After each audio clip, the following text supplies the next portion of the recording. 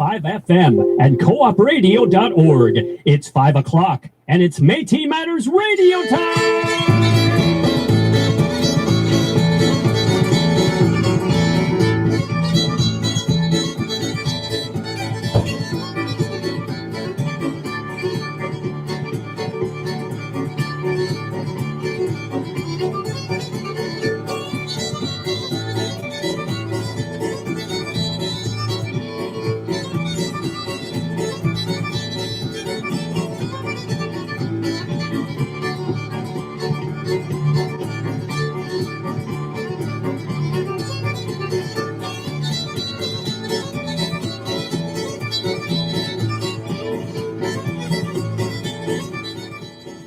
The views expressed and opinions. I have an opinion. An opinion is given by the individual host, myself, Derrick Whiteskycloud, and their guests do not necessarily reflect those of the CFRO 100.5 FM, your cooperative radio network, its affiliates, and or sponsors.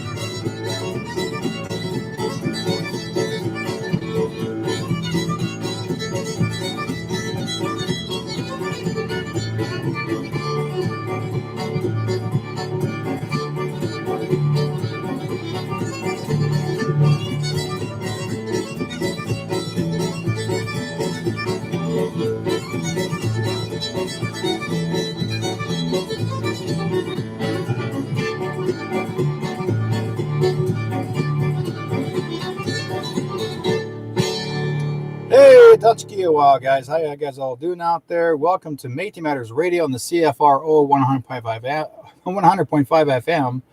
And yes, I am here. Yes. We have lots to talk about. And, okay, what can I say? Anyways, let's put this back on facing me just for a few minutes. Yeah, I am here, guys. Let's see here. I want to get this thing turned around a little bit more and brought to the broadcast. Where's my page? Okay. I'm trying to get this whole thing done properly. Where did I put it? Okay, put that one away.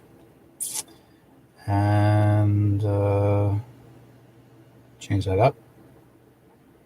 Okay, that one's done. I'm just putting some files in, the files out. And I've had a really busy day. Let's see. Actually, what I want to do, I have a good friend of mine, JJ Lavallee, one of the finest guitar players and fiddle players in Canada. And what I'm going to do is I'll be playing one of his new songs. He actually released it, I'd say June the 12th, 2020. Love the song, but I'll be playing that later on for you folks as well. So let's see where I lost I'm just getting my screen back so I can see you guys. Hang on. Where is Derrick? Okay. Everything is there, but not there. Oh, what'd I do? I just knocked myself out somehow. Let's see. Where are we going? Okay. Cam loose. Okay. I I was trying to bring up all these editorials that I find is absolutely vitally important. And the reason why I find them important is, here we go. That's what I'm missing. There, good. So, there are so many things to talk about today, and I wanted to share with you folks because, get my screen up a little bit better. We have had so many, I guess to say, awakenings, not as much awakenings, let's put this, go back there again. So many discoveries of things that are happening right now that were unexpected for a lot of people. One second, guys. I have a busy morning this morning. I was doing a lot of editorials for people, but I've had one of a young man on the program earlier today, and I wanted to. Wow, pardon me. My throat is just not really there right now. I've been talking all morning, all day today, so I haven't stopped giving my throat a break. So it's trying to drink lots of water or coffee. But what's been going on this last week or more? They have found over 215 children here in British Columbia, here in a residential school, unmarked grave sites. And I'm thinking to myself, like, how is it they're able to find them? Why now? Why were they finally dug up compared to having to, like, all these years? And I will ask this question. All these years, we've always wanted this done to help find these missing Indigenous kids. And a lot of the Metis went to residential schools as well, like myself. And it took them so long to do it. Now, I just got notified they found 80 more bodies, not in British Columbia, but another residential school in Saskatchewan. So it's getting to be more, I guess to say, you're going to hear more and more stories regarding more of these kids being found. I got a very strong feeling that somebody has decided to look to find what's left of this investigation. I'll give you guys a bit of an update what's going on. When I was part of the Truth and Reconciliation back in 2008, and Truth and Reconciliation relates to the residential school survivors and those that are part of it. And I was part of it. I mean, I represented the Métis. That was my job. And we were there for the 3 days at the River Cree Resort in Calgary, Alberta. And that was quite the story. I mean, it was quite an adventure in its own. Because there was so many people. There was over 250 people that traveled from all across Canada, from all the reservations from across Canada, and gathered at this place. And we were working with Health Canada. And Health Canada, basically, when Harper was in government, Harper was our prime minister at the time, and when he was in government, he actually supposedly promised about 8 point or 4 point? I think it was $8.4 million to help to help all the Indigenous people to get this programs running, and to basically do the investigation, but also to help create a healing program to help our people. Well, the $8.4 million never really did happen. It was never completely used for all of our people. Harper took about 2/3 of it and used it for other things. Like he said, you only have 5 years to utilize it, and from there on, I'm taking it away. Why? Why would you only give us 5 years when you took 150 plus years from our people? So that was his rule. Okay. And yet, when people kept on requesting, saying they want to do the research, they want to do the diggings, they want to look for their relatives in the grave sites or unknown graveyards, or even to look up the residential schools and see if there's anybody that's still unmarked graves, the government refused to help. The government got somehow they interfered. They didn't want us, even though Harper did his apology. I was there at the Vancouver Friendship Center when this apology took place because I was part of the Truth for Reconciliation. I was one of the elders to represent, to help support our community. And the witness of it, I mean, there was not one dry eye in the building. It was full of people. Not one dry eye in Vancouver Friendship Center. And I'm sure it was all across Canada. Most of it was when Harper was doing his thing, everybody gave him the finger. It's true. They did. They were mad because they already knew that he wasn't trying very hard to really make claim or to really stand and support what we're doing. He was just reading through the paper and say, well, this is what we say. So it wasn't with sincerity. We already knew that. So many years later go by now, since 2008, now it's 2021. And now they're finding more children, unmarked graves, whether it's under the buildings, above the buildings, outside the yards, in the fields. And these are unmarked graves, as in these children that were even being there had no idea that these children were actually buried there. So that means that the priests and the nuns and the caretakers that helped the priests buried these children purposely. Then they would tell the parents that they ran away. Most of the children that did die were either experimented on through the government because they used them as scientific experiments. They would put needles in their arms if they didn't do the tests, very similar to what's happening right now. Those children back then, our First Nations Métis children, were actually used as lab rats. And if they did fight and say, no, we're not going to do it, then they give them another needle and it would stop the heart and they would die. And then that child would be taken away and either he or she was thrown in an incinerator. It's mostly the boys. And then they would burn the body to hide the evidence.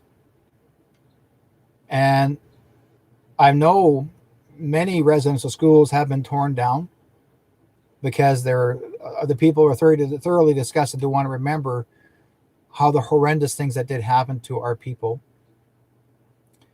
And so they decided to either burn them down, the residential schools, or they turn them into hotels. They would turn them into healing centers. They would turn them into museums, which is fine. But I think the one part that got me is turning them into hotels. I just wasn't in favor of that, but they did. Whether the band agreed, I'm not sure. I must have, because that's what, or the government would actually offer to buy the silence in our people. And once you got your $14,000 or whatever they're supposed to give you, then you have to sign an affidavit that you can no longer complain about what they had done to you. You had to walk away. Without no healing, you were still on your own. And that's the reason why a lot of our people turn to either alcohol, drugs, because there's a lot of abuse, physical abuse, mental abuse, emotional abuse, even including death. Lots of murder. We know that.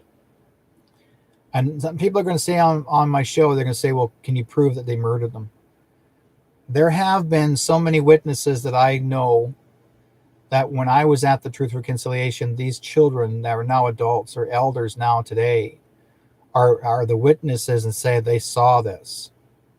And to this, and even though the government kept on saying, no, we're not going to hear that. We don't want you guys, you have no proof, you have no proof, you have no proof. They would say also too, during this ceremonial event, that the Health Canada was actually going to record everything on video as well as audio. And they also told us that we were not allowed to record anything, that they were going to do all themselves. Why? Fortunately, we were all, and they're telling us that we weren't allowed to do it. And I'm going like, no, we're going to record it. A lot of us actually did record it. A lot of us actually either audio recorded or video recorded, but we did. Because we had to tell them enough is enough. We had to prove to them that they have no say in the matter. They don't control us. They don't tell us what to do. And we stood up against them. I got some videos, even on our grand entry, that everybody brought out their cameras and their video cameras and recorded the grand entry. And that was, I've got the recordings of it. So anyways, in my work that I spent there, and the people that I've met, and old friends that I've met from Manitoba, British Columbia, from the north to the south, Saskatchewan, I met some old friends. I mean, I met up with all kinds of old friends. And we also, even later on, we actually had we gathered again in Saskatchewan, where there was 18 teepees, healing teepees that were 30 feet in diameter, 30-foot teepees, and we had 18 teepees set up, 6 sweat lodges, and there were ceremonial events happening for a week there. And I was there with 2 other elders, and we were there to represent our district in British Columbia. We went to Regina, Saskatchewan, where was the old RCMP station or field, and that's where we were set up. So we were there for 3 days to observe.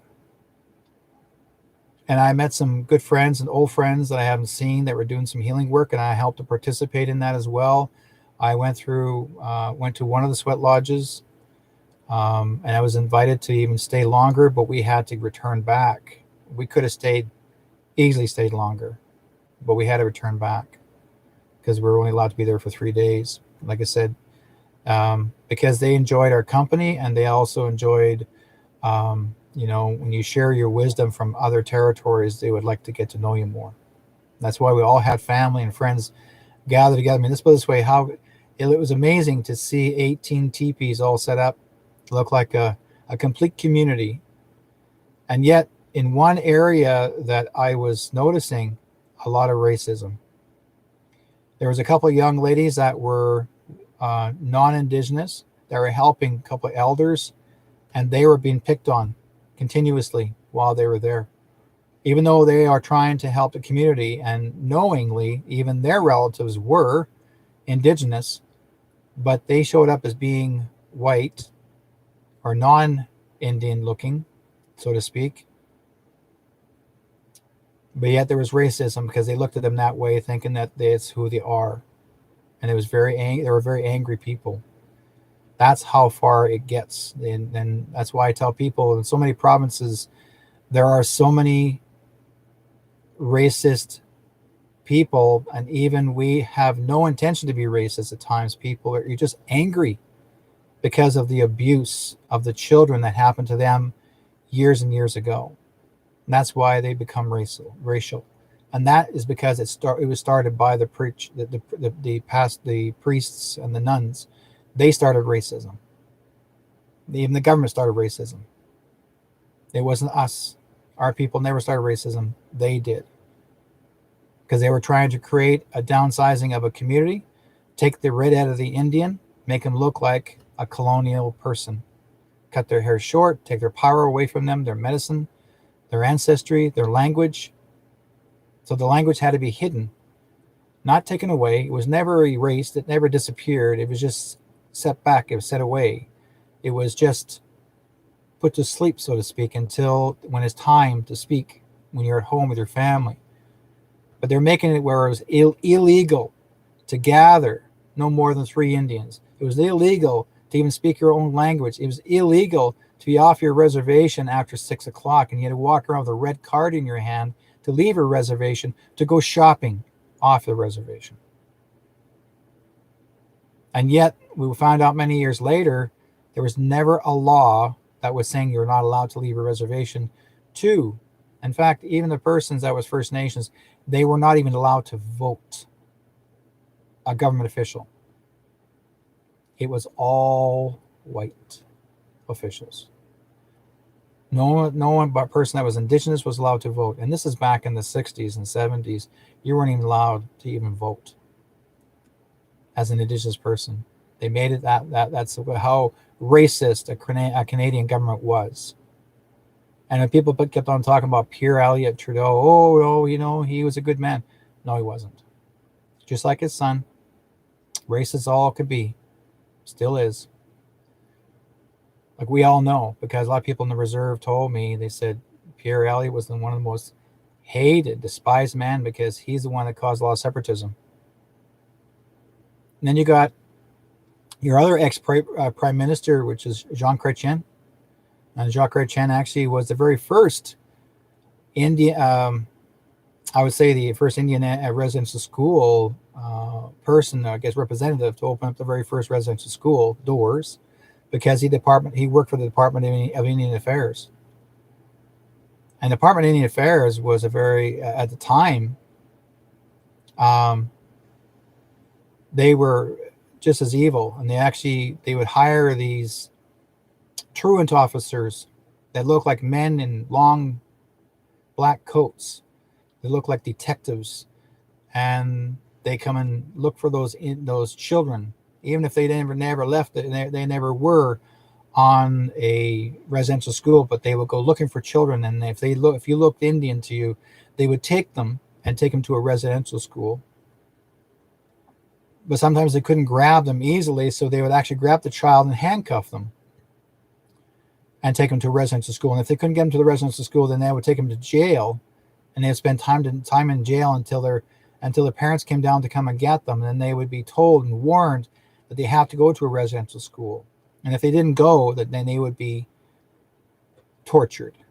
They would be damaged. They would be just horrendous. And the grandparents were afraid because they had nobody to help give them support to fight back. And there was the odd time the odd elder would take his child away or grandchild away, and he would hide them in the bush somewhere and raise them their own way. Never exposed to residential schools. There's a few that did escape. And I remember a lot of kids from residential schools, some of them actually did escape, but they never got found. And some did not and some did escape, and then they were found later on, but they had passed away. But again, they were hunted down like dogs and shot. Or they when they did find those boys that were shot or beaten with some sort of a club, and they'd say, oh, well, they fell. Or, I don't know, something fell into his face and he got a hole in his head. And it happened. And then you got your Queen, and you got your Prince Philip. There was an investigation on that one back in the 1960s when they came down here when they were quite young, and they came in here into Kamloops, and they took 10 First Nations children with him on a picnic. Those kids never came back. Where'd they go after that? And then yet there were so many children that actually were witnesses and actually had a feeling that when those few boys and few girls did not return back, it was heartbreaking. Myself, when I was in Winnipeg, I went to residential school, but for a very, very brief time in Brandon. When I didn't know anything about residential schools at the time. I was just being a kid. And then when I discovered, you guys know my history, and I discovered my family of having some Indigenous background, then next thing you know, my mom had to prove my ancestry, and she did. She showed the principal, the very same principal my mother went to school to, or the principal that she dealt with, who actually was once her teacher. And that very same principal put me in residential school and said, because he's part Indian, so he doesn't belong here. He's not one of us. And that's what they did. So I went to residential school for a bit. And I remember the one woman, when I didn't agree with certain things regarding the church service, they would grab me and put me into a room and lock me in and leave me in that room absolute hot day. I mean, you don't think of it as a kid. Here's a 12-year-old, 13-year-old put into a room. You're locked in with a lock. And all you can see is a little tiny window this big out the side window to look out the window. And all you see is nothing but wheat fields. And I had to stay in that room for a couple hours. They would not allow me out. And I didn't even know how long I was going to be in there. But they were scolding me, telling me that whatever I said, that I had to earn respect from them, or respect for God, or whatever have you. But because I became conflict, I was actually asking too many questions. That's what it was. I was asking too many questions, and they didn't like it. But because of my skin color, they had a specific, I guess, way to not put too much pressure on me compared to most children that were darker skinned than I was. Now, I didn't know about that until many, many, many, many years later. Until I realized that's probably why I didn't go through what they went through. But when I was at the Truth and Reconciliation, and my good friend, was standing next to me, and he showed his scars on his back, and he showed his scars on his back of his legs. He showed them what they did to him, the priest did to him when he was a boy. And they,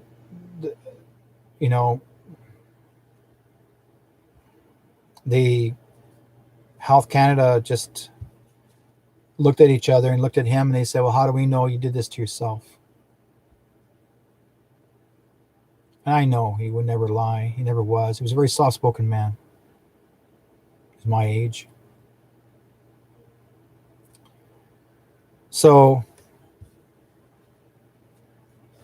he actually spoke up, and some people may not have witnessed what he went through, because some of them actually were doing some workshops, because you got different things you can participate in.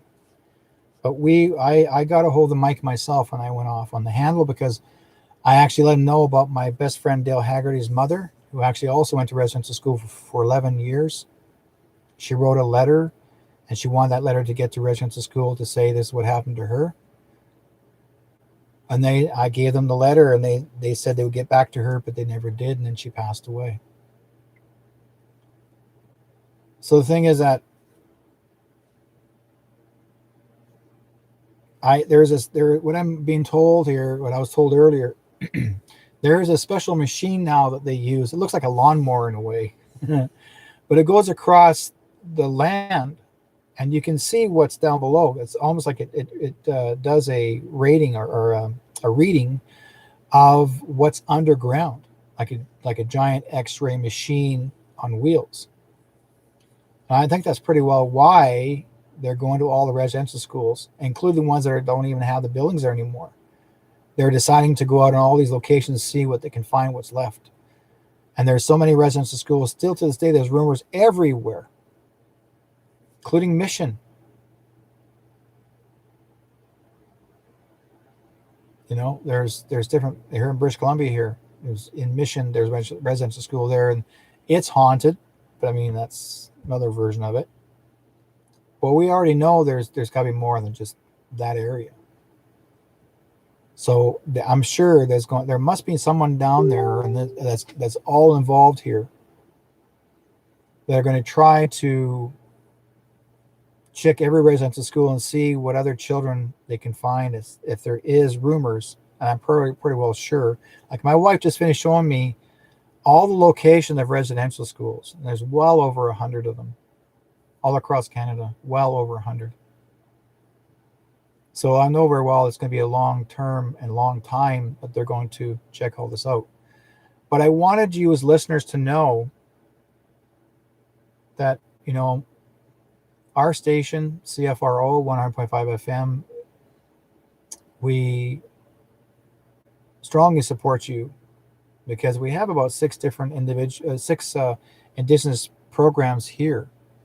We strongly support what you're, and we pray that for those children that were lost. And on the front steps in Vancouver here, out in some areas where there's a library, you name it, and they're putting all these children's shoes on the stairs. Those are to honor those that went missing. And there's people out there right now to this day, they're actually still singing songs to honor, them and honor the children and the loss of loved ones. So it's an ongoing thing, and it's heartbreaking.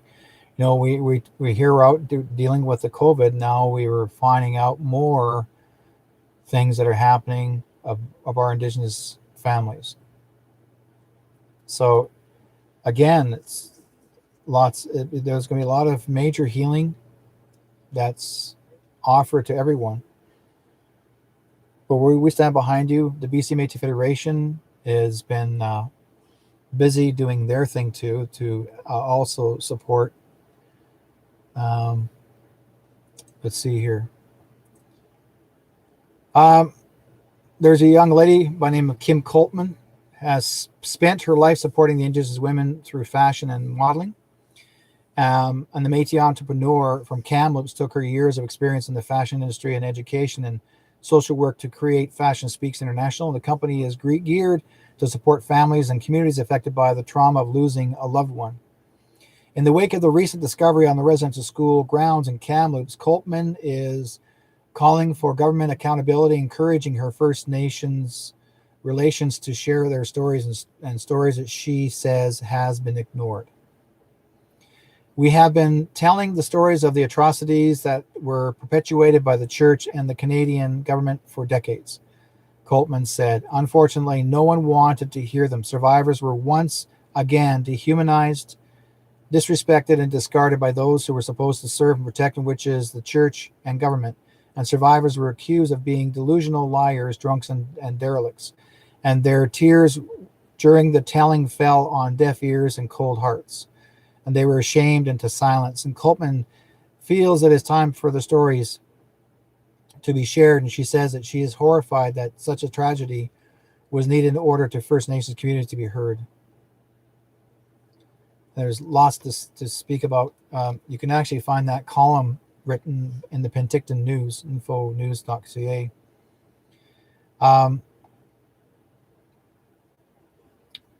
There is a fellow by the name Murray Sinclair, and he made a statement.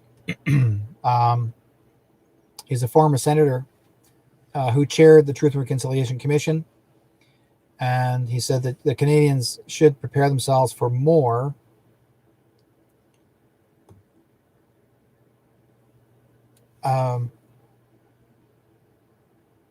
discoveries similar to what was found on the site of the former residential school in Kamloops, BC. So basically, they're probably putting the word out.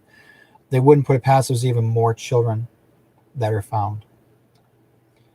You can have a look on the CBC news page, and you'll see what they have shared. Okay, now I'm going to go into a break for a minute, folks, and let's see here.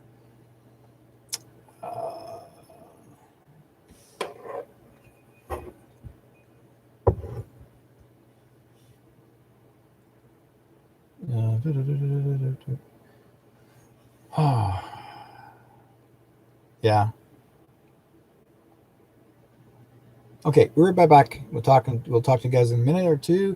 You're listening to CFRO 100.5 FM. Hi everyone, I'm Derrick Whiteskycloud from Metis Matters Radio. I'm on Wednesday nights at 5 o'clock. Vancouver Cooperative Radio is an innovative non-profit radio station and recording studio with a mission to produce creative and engaging programming for communities whose voices are unrepresented in the mainstream media.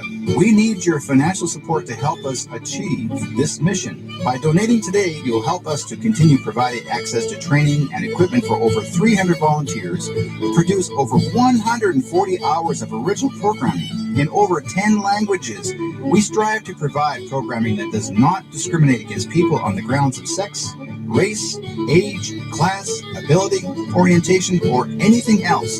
Since 1975, we have celebrated the rich cultural diversity of the greater Vancouver area through our arts, our music, and spoken word programming. Donate today by visiting coopradio.org or calling 604-684-8494. Honey, I really wanted a coffee. where are you? You've been there forever. Come on. You know what? You think you're the boss. But I'm the boss here. Derrick will be right back after he gets my coffee.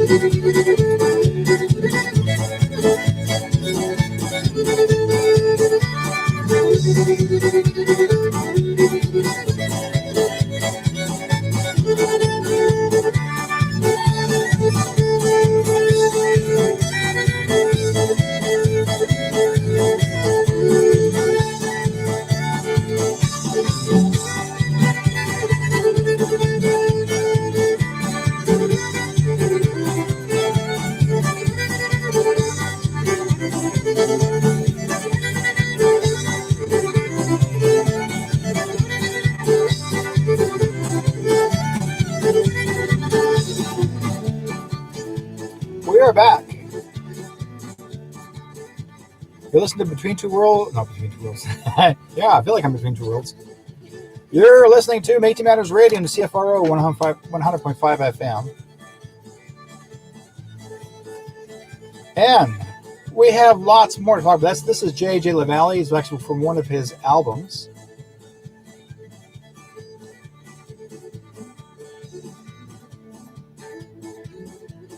Whiskey Before Breakfast, Time Traveler, Ragtime Annie.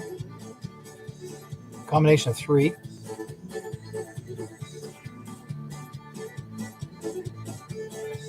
He's really a talented man. So, coming up as of June the 1st, which was yesterday, up until July the 1st, 2021, there is going to be something cool happening. It's called the Summer Sion, which is actually made by the Full Circle First Nations Performance. Every year we have our summer gathering of all nations coming from all across Canada or gather in Vancouver. And so the season of Four Fires, the Summer Sion, which is Sojourn, whichever you want to say it, June the 1st to July the 1st, 2021. This summer fire celebrates all that we are today and all that we've survived as Indigenous people throughout the millennia. We call to the four corners of Turtle Island, inviting all to join us and light this fire with us. And we honor the enduring spirit of an Indigenous people with dance and song and the words that remind us of our artistic freedom and sovereign connection to the Mother Earth and all of our relations. So you can actually go on the website, and basically it's all to do with the talking stick. I'm sure you guys remember the talking stick, the festival, and that's what it is, sponsored by. And if you want to go on the website, it's thefullcircle.ca, season 3, summer sojourn, or just go to the website, thefullcircle.ca, and you'll see what's coming up this season for this season here. I'm hoping that we'll all be doing this outdoors and not entirely indoors and video recorded and that sort of thing. I mean, pretty well, I think our freedom is almost done. I'm hoping that we will have, no more lockdowns and that sort of thing. We'll see what happens. I'm looking forward to it, right? All of us, I'm sure. It's getting to be crazy that we're not even allowed to go to our own station to do our own shows. I mean, I've been working out of my studio for it's looking at, long time. So anyways, that's making sense. Why?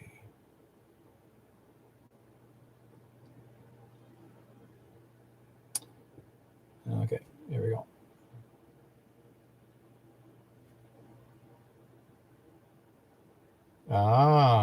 Okay. That's why. Okay.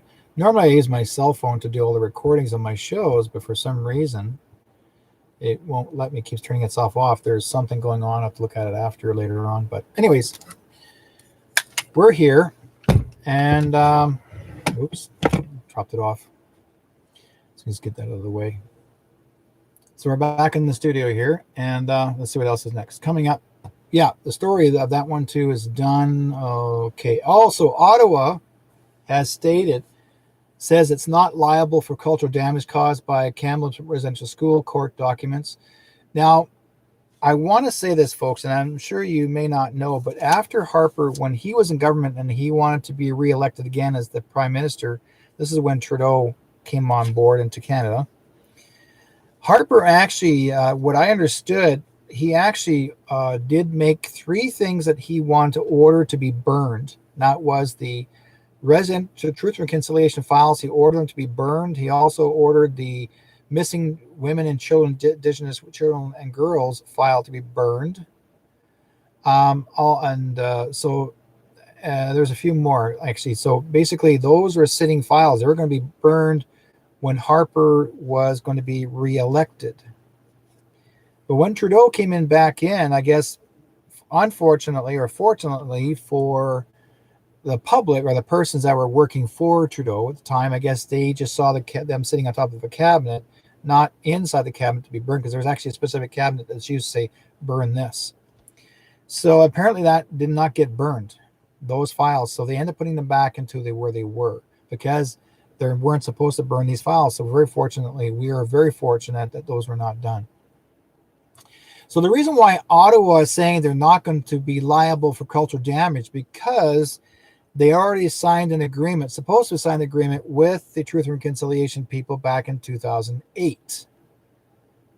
So this is the reason why that's why they created what you call the negotiation. So the 105 First Nations part of class action seeking reparations for cultural impact of residential schools. And that's the reason why they were paying people off. So once you receive your money from suffering from the residential school as a survivor, once you get paid, you're not supposed to make any more claims. And this is what the government's trying to do, right? The government's trying to stop us from actually making any claims. The federal government is heading toward trial on a class action lawsuit seeking reparations for the devastation in residential schools inflicted on First Nations cultures, languages, and communities. The claim for reparations was originally part of a broader lawsuit filed in 2012 by the Simp First Nations, also the Teklops,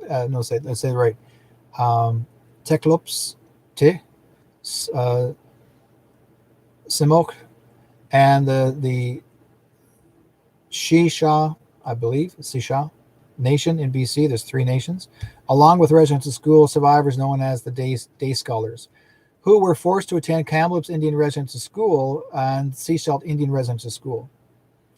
The Teklops to the Semp announced last Thursday that preliminary findings from a survey of the grounds at the former Kamloops institution uncovered an unmarked burial site with the remains of children.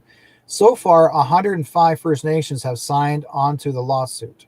Canada's residential school policy ripped away the foundation of identity for generations of Aboriginal people and caused incalculable harm to both individuals and communities, said the statement of claim. Canada also was also a beneficiary of the residential schools policy, as the policy served to weaken the claims of Aboriginal peoples to their traditional lands and resources. This is the first lawsuit seeking reparations for federal government for the impact residential schools had on Indigenous nations, fracturing communities, suppressing cultures, and erasing languages. All other litigation related to residential school era involved compensation for individuals who suffered abuse and harm. Its particular case that has never been tried before, said Matthew Kuncombe, a former Assembly of First Nations national chief who was involved in the case. The bands felt impacted that they felt that they had to deal with the trauma of loss of language, culture. The federal government in court filings denies any legal responsibility. It says the loss of language and culture was an unavoidable implication of children being educated in English or taught the Christian doctrine, according to Ottawa's amended Statement of Defense filed in 2019. It admits the schools were meant to assimilate Indigenous people, but denies the federal governments of the era sought to destroy the ability to speak their Indigenous language or to lose the customs or traditions of their culture. Those languages and cultures were also eroded by the historical, personal, and society circumstances and by interactions between Indigenous communities and the dominant culture, along with urbanization, and the federal government argued. While the federal government may have contributed to those losses in various ways, such losses were not as a result of any lawsuit, acts, or omissions of Canada or its employees or agents with respect to the operation of residential schools. The documents also says a single residential school policy never existed. Crown Indigenous Relations Minister Carolyn Bennett is responsible for the case, and her office did not respond to a request for comment. The reparations claim was part of a larger class action lawsuit also seeking compensation for day scholars, survivors who attended the residential schools but went home in the evening, and their descendants. Most day scholars were excluded from the 2006 settlement, under which survivors received $10,000 for the first year of living at a residential school and $3,000 per every year after. Day scholars could instead apply for compensation for abuse under a process created by the settlement. The lawsuit, certified in 2015, was split into two claims, one for day scholars and one for First Nations seeking reparations in August 2020. Kuncombe said separating the two issues was necessary to advance installed negotiations with federal lawyers, and the negotiations became very difficult, said Kuncombe. He said the focus turned into a resolution for day scholars who are getting older, and there are between 15,000 and 25,000 such survivors still alive today.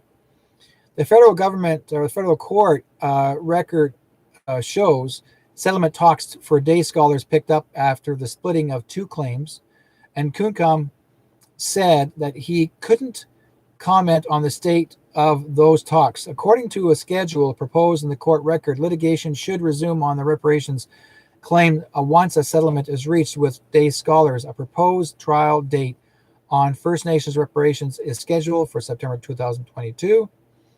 And Mary Ellen Tupel-Lafond, director of the Residential School History and Dialogue Center at the University of British Columbia, said it's time for the federal government to come to grips with its responsibility for the collective damage caused by residential schools.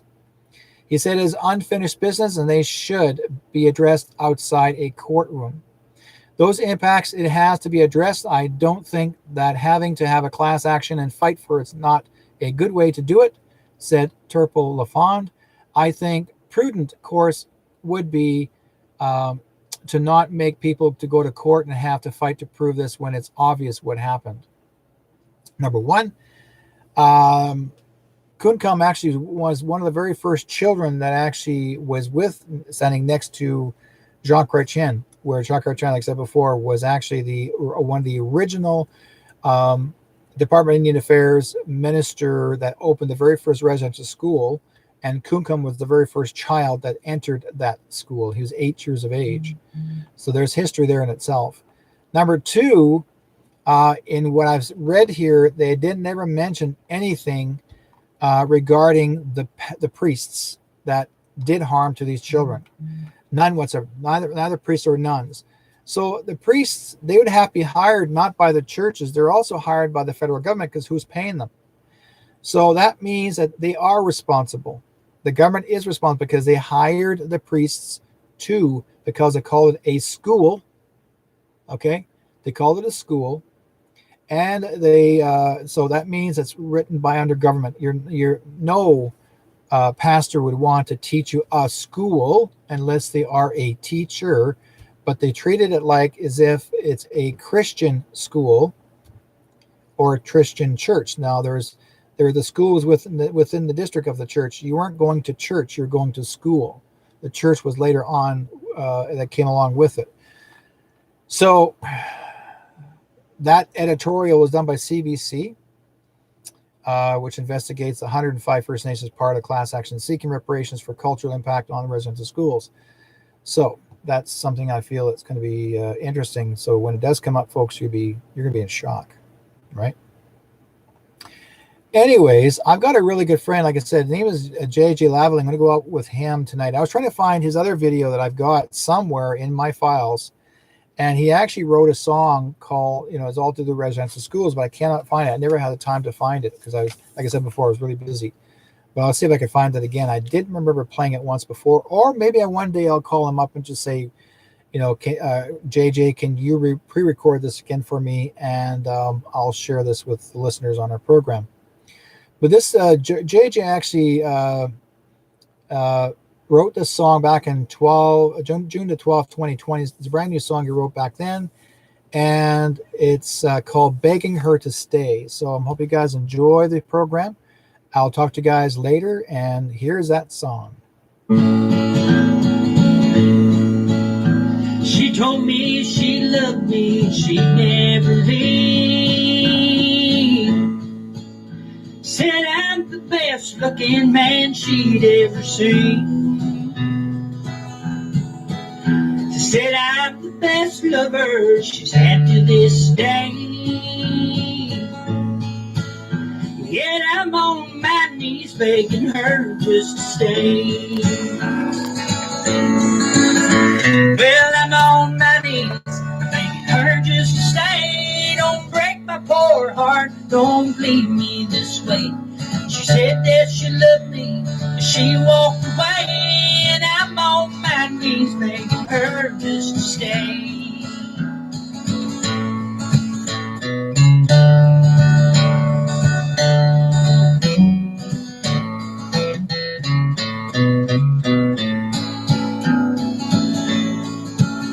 I thought our love would stand the test of time,